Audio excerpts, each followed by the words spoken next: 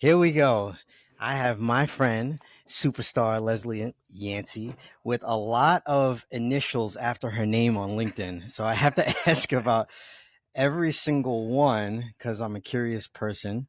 All right. Um, so I was asking before we started recording, are you a EMT or paramedic, or were you ever any of those things?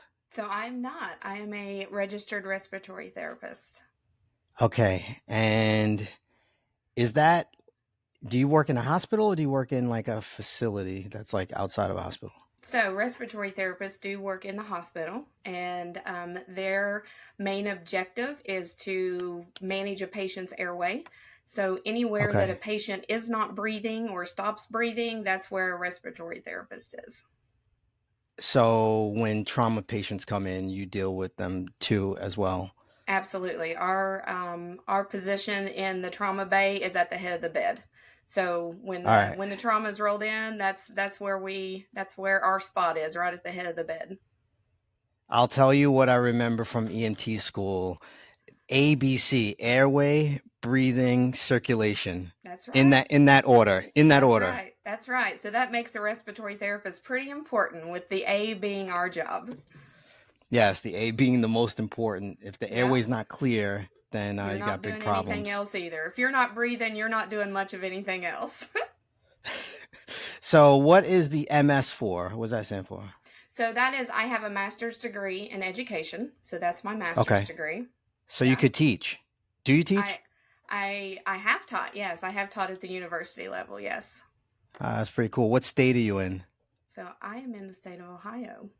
All right, yeah, I said I hear a little bit of southern accent, but were you born in the South or were you born in Ohio? No, sir. I was born in Ohio, but I am on the most southern tip of Ohio, and I border Kentucky and West Virginia. So that's probably where the Okay, accent comes from.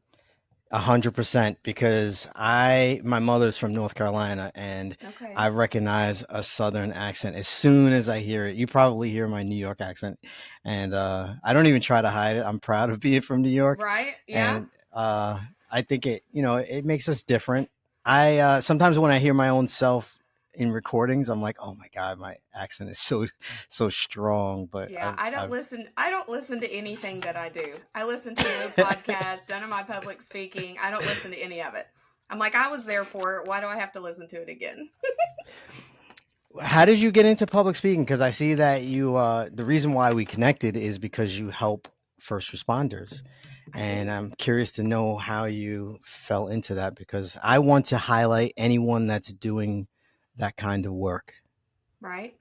So my background is I became a respiratory therapist in early 2000s, starting school in 2001.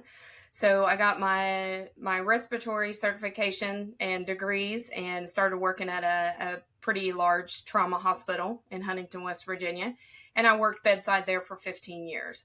So that's where I gained a lot of my experience as a respiratory therapist, and then a lot of the bad stuff that I talk about now, or the exposure, the traumatic exposure, that's also where that came from. So I ended up leaving bedside about 6 years ago. And when I did leave, I personally had a lot of issues. I Mm, kind of found into a dark place, and that's not really my bend. I'm a very positive person naturally, but when I left that environment, I always say when I left the fire, I didn't know how to function, because I'd functioned in that traumatic, high stress pace for all those years. And I didn't know what to do. And there was no resources for me to help myself. So I educated myself, helped myself, and then turned that into reaching back and to help others. that's pretty cool. I love your logo. Did you have someone design that? The blue. So when I look at it, it's red, white, and blue. And when I look Right? at it, it looks like kind of help for heroes. I'll just show that on the screen real quick. Yeah. Yeah. It So I looks like did.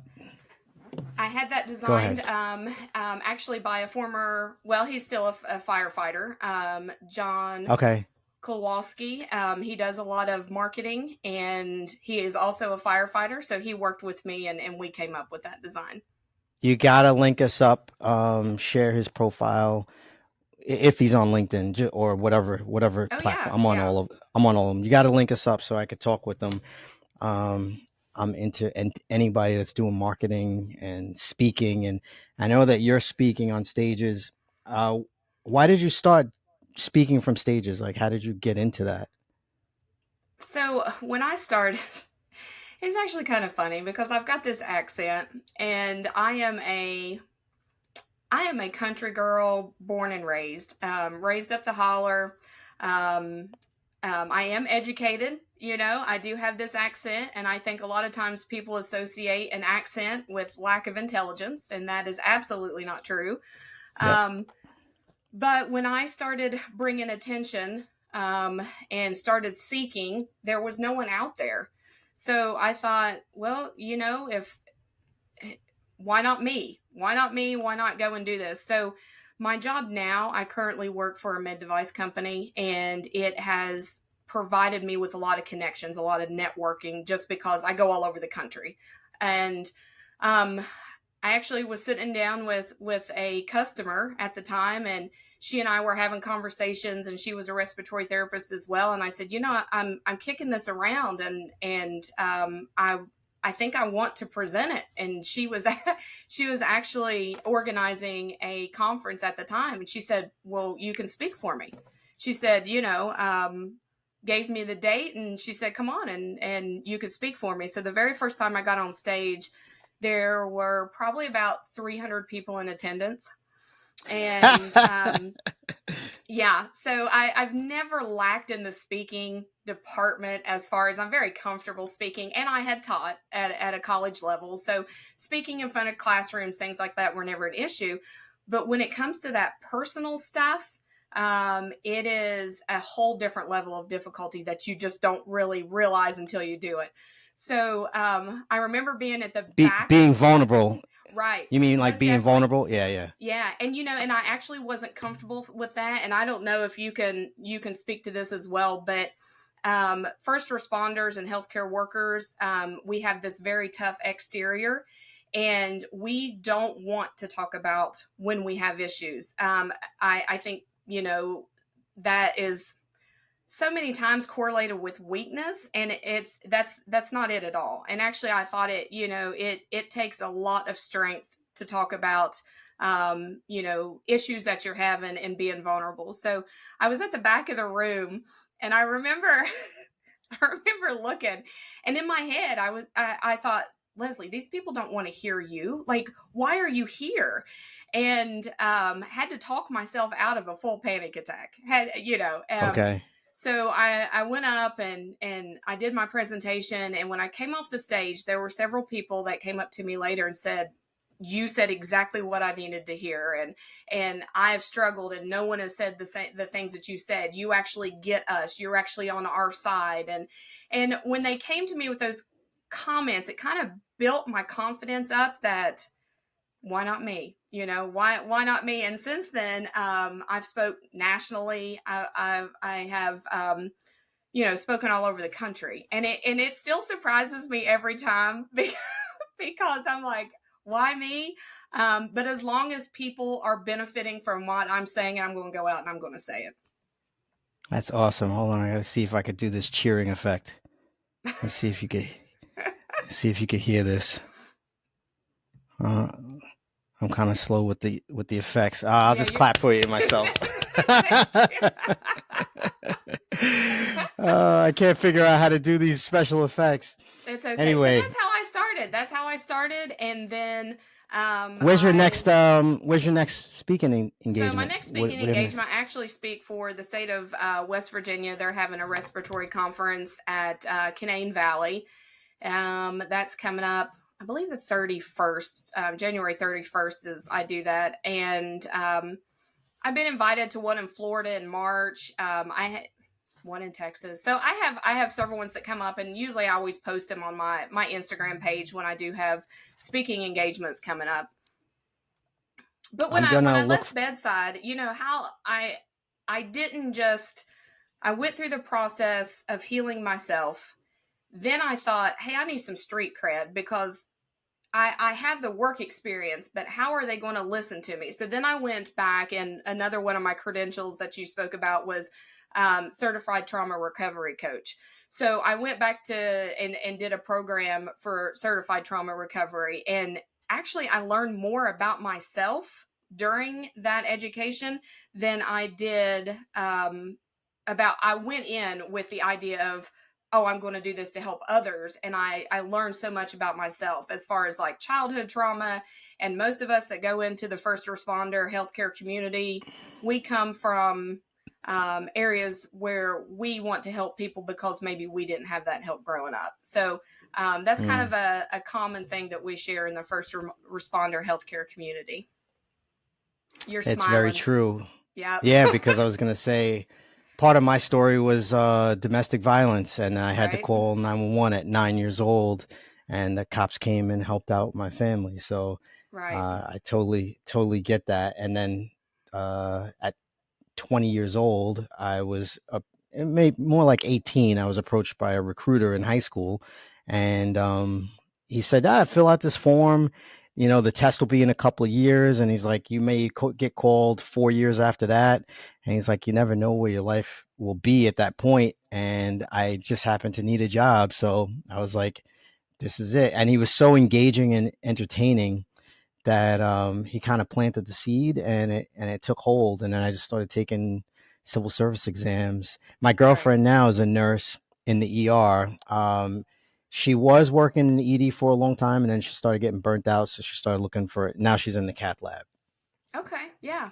Yeah. So that was where I say that a lot of actually um, Jan Rader is a good friend of mine. She's pretty well known. She's a female fire chief from Huntington, West Virginia, and she's on a lot of different platforms. But she and I worked together in the ER. And when I was kind of starting to do that initial research of, hey, has anybody had these issues, with the PTSD and intrusive thoughts, like all those things that I was struggling with during that time when I left bedside.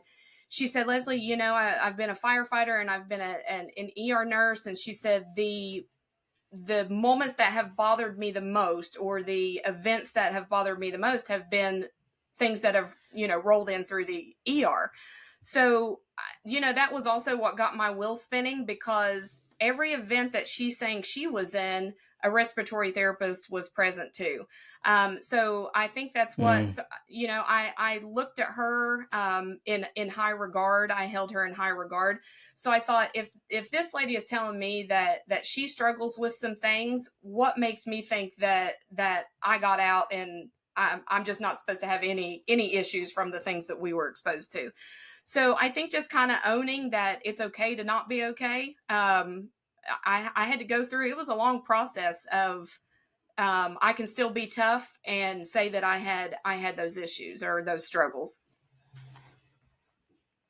I after my divorce sought out a therapist, and I actually called my PBA rep and I said, "Hey, I need someone to talk to. I'm not suicidal, but I need someone to talk to because I'm under a lot of pressure and under a lot of stress." And at that time, I was in the special victims unit working with abused children. So, uh, like, I was dealing with some very serious types of cases, Right. and also going through a lot of stress at home. So I was under a lot of pressure, and then Right. going to court and handling court cases, and then dealing with victims, and then coming home and not really having anybody to offload to, Right. and like, you just sometimes you want to dump your junk on someone else, Right. Yeah. which is Yeah. which And is good for you. it's just part of the process, working through things. and Yep. and to that point, so many of us, we never get out of that fight or flight response because we never get that downtime outside of the workplace. And it's so important. That's why I really like, and I'm sure that you talk to a lot of people too, that spouse support is so important. And there's a lot of Huge. people out there that are advocates just for that. And how are you a supportive spouse? I think that it seems like the police service maybe does a little bit of a better job than that. It's like healthcare doesn't really get brought into that circle. And I think that's another thing that I try to do is make sure that we bring awareness to that those are stressful jobs, those are stressful positions, and those resources need to be there for healthcare workers, the same as our other first responders. Yeah, that's why I advocate for nurses, and because my girlfriend's a nurse, I Mm-hmm. advocate for nurses and I advocate for firemen. I didn't realize the trauma, the secondary trauma that a lot of firemen go through and see and are exposed to until I started speaking to a lot of them. I had a lot of friends who were fire chiefs, but they weren't necessarily out in the field, so I didn't realize that a lot of firemen experience PTSD as well Mm-hmm. until I started interviewing them and talking to them and just being more exposed to the world. How do you get, what did you say, certified trauma recovery? Yes. Yeah. How, how do you, is that something online? Like that's something I'd Yeah. like to look into Yeah. So there's because several I'm part of the programs. peer, I'm part of the peer support team. Mm-hmm. Um, but how long is that program? It's kind of at your own pace. I think it took me close to a year to complete it. But I can send that information over to you if you'd like to share it. There's several programs out there, so I can send the one that I completed. Yeah. What's your next project? You're Oh my working on so gosh. many things. My gosh, yeah. So, and as I said before, this isn't my full time job. I have a job, and this is my passion. And passions don't always pay the bills, and that's okay too. But Uh-huh. so my next adventure, I got brought into a group of ladies I was originally a guest on Bullets to Bedpans. So it is a podcast on the Coming Home Well station. They are a community for veterans. So they offer a lot of services and education resources, all that for veterans. And so they started this Bullets to Bedpan, and the initial idea was, well, Leslie comes on and we see the difference, or the likenesses of civilian versus military healthcare. So I hit it off with the two ladies. They're great humans. My sons are out of the house, and my middle son texts me at like 10:30 at night all the time, and I'm like, dude, I'm in bed because when I work days I have to get Mhm. up early. So i'm like just uh just do me a favor and don't text me after 9:30. And he just doesn't get it. Like anytime a thought pops into his head, he's like, oh dad, can you pick me Mhm. up at whatever time? And I'm like, I and a lot of times I just won't respond, or sometimes if I forget to silence the phone, Right. then I'm getting woken up at 11 o'clock at night, and I get so annoyed with him, and he just doesn't get it sometimes. But anyway, back to I was talking about you were talking about the criminal gang bloods to It's bedpan not a bullets criminal to gang. bedpan. Actually, we probably could start a pretty good gang because there's some pretty badass women. But they Bullets to Bedpans, and they are on the Coming Home Well. It's a podcast. Coming Home Well offers a network of podcasts. They offer education and resources to veterans and caregivers. So I ended up getting roped into that as a guest initially, and then they were like, "Oh, it flowed so well. We want you to be a guest host." So I did that for a while, and they decided that for 2024 they were going to start a streaming station, and they heckled Nice. me and harassed me, and I'm like, come on guys, I'm not a podcaster or a host. And they're like, oh, no, no, no, you totally are. You just don't know it yet. So I do have an upcoming You are a station. natural. Yeah. That's what they tell me. That's what they tell me. So I do have Hero to Hero will have a station on their streaming Coming Home Well. I'll have a show on Is that that your that streaming logo, the station. hero to hero? Hero to Hero, yeah. And my goal is to just kind of like what you were saying, speaking to people within the first responder and healthcare community who are being advocates, just trying to improve the workplace, helping mental health, just anyone who's out there doing something to try to better those groups of people's lives. So those are going to be my guests, and we'll see. I'll probably be just as surprised as everyone else on what comes out of my mouth, because I don't know. We're just going to have a talk, I guess. I have a dozen guests for you already, so Okay. you'll never have a shortage of guests.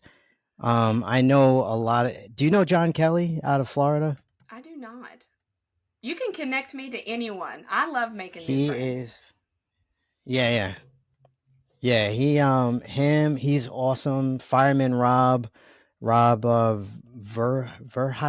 I think I'm butchering his last name, but I'll connect you to both of those guys. They're just awesome people. I got a few female firefighters to connect you to that are just doing some phenomenal work and amazing people. And I love highlighting anyone that's out there helping the community Right. of first responders, heroes to hero.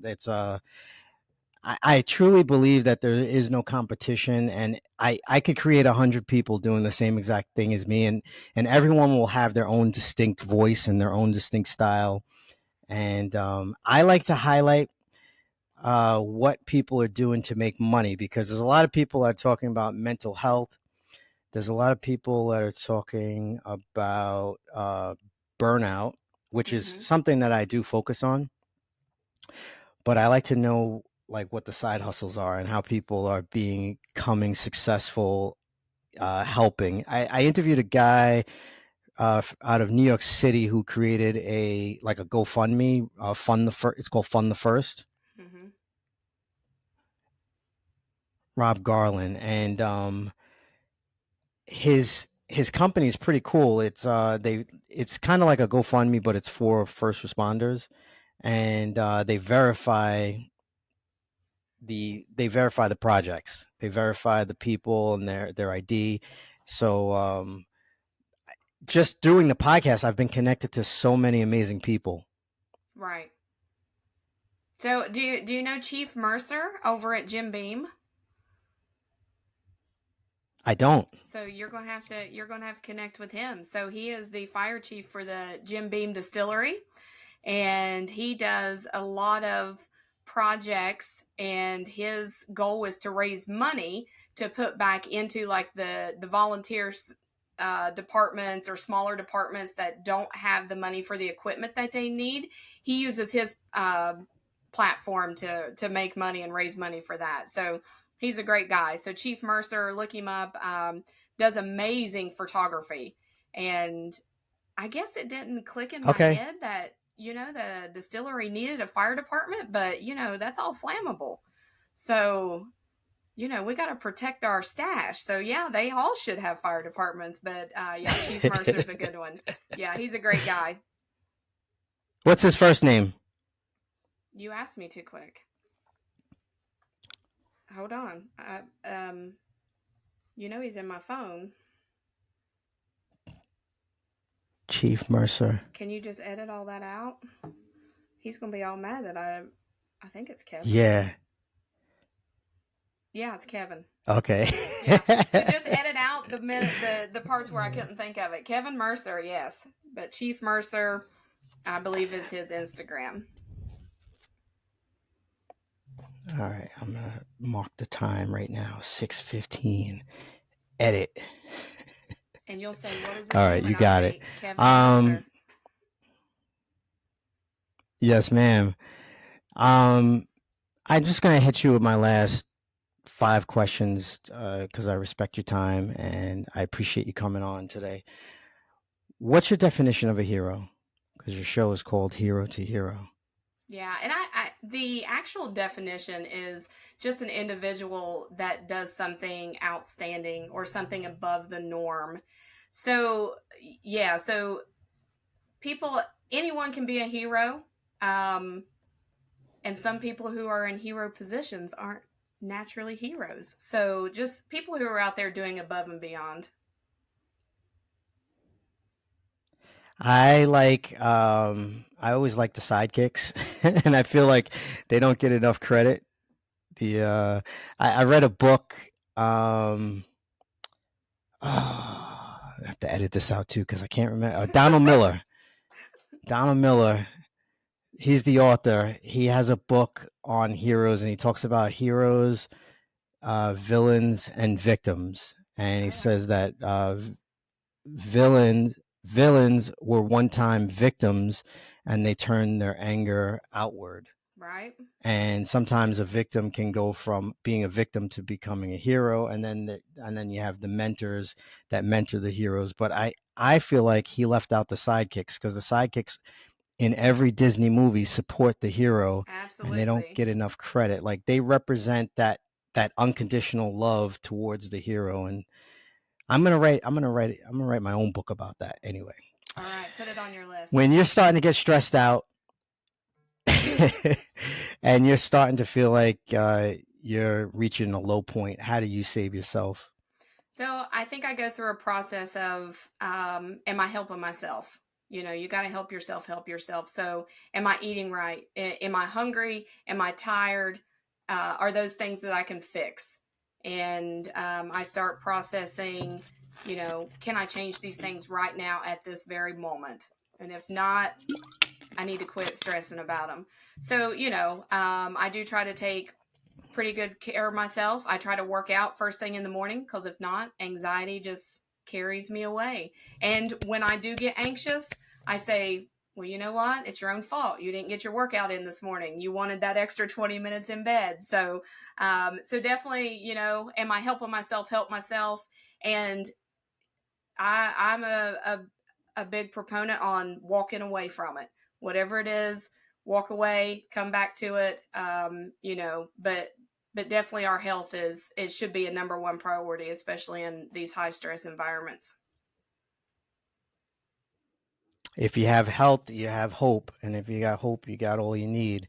I'm a big proponent of working out like the very first thing I do, because that's my form of putting my mask on first. So huge proponent of that. Yeah. Um, do you coach individuals, or groups now? Do you do any coaching? So I do. Like you, I'm also a peer support for several different groups, and I kind of found that that's a little bit easier on me as far as just juggling my everyday life. I do a lot of one on ones. If someone approaches me, I will do that. But I'm with a couple different groups. Safe Call Now is one of them that I'm a peer support for, and what they do is they connect me with the individual, normally someone that's in the healthcare or a female medic. And what we do is we kind of give them love and support until they get them in with a therapist that meets their needs. What's your power or your best ability right now? That's a good question. I would What say would others say is your strength? I would say positivity. I think people ask me that a lot. How do you stay so positive? Because a lot of us that are in this circle, I'm not positive because I haven't seen bad things. I'm not positive because my life is all rainbows and roses. I am positive because I know what bad looks like. I know what bad is, and lots of issues that make people have bad days in my eyes are not something to be stressed over. So I think positivity, probably being able to stay positive, make the best out of situations is probably my strength. I am an eternal optimist as well. Um, just for fun, if you had a comic book superpower, what would it be and why? Well, That's my last question for you. I love Wonder Woman. Love Wonder Woman. Um, I don't know. I kind of like how she dodges bullets. That would be pretty cool. Probably, yeah, like yeah. How scary would that be? Like somebody coming coming at you.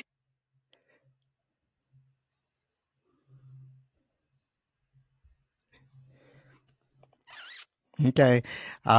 Did you, Did you see Dr. Marston? There's a movie called Dr. Marston and His Wonder Woman. It's actually really, really good. It's about the creation. It's about the creation. So the guy who created Wonder Woman also created the polygraph. So that's that. I don't know if you knew that little interesting fact about Wonder Woman. So that's why her golden lasso makes people tell the truth because he created the first polygraph with the blood pressure and the heart rate monitor. He created that.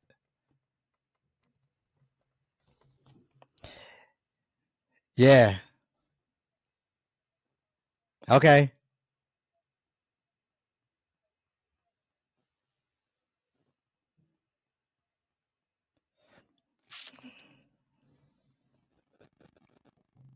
Yes.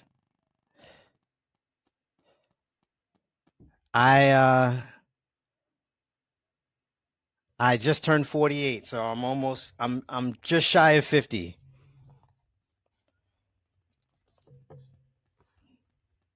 Yes, ma'am.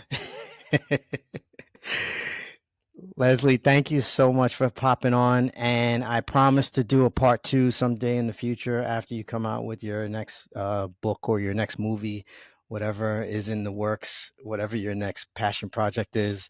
Um, I can't wait to promote it with you. You're a lot of fun. Thank you so much for popping on.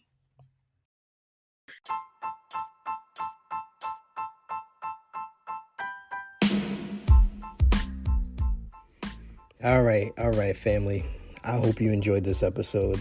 Everyone I interview, I've chosen for you guys because of their story, and I hope that you get some value every single time. If you did get value or just simply enjoyed the episode, please share the episode with someone that you know. If you know of a guest, a frontline hero that has an amazing story, something uplifting or a positive message, hit me up in the contact form of www.davidleith.com or DM me at Instagram at davidleith1. Subscribe to the show because I have some really phenomenal guests coming up in the next few weeks that you definitely don't want to miss. All right, one.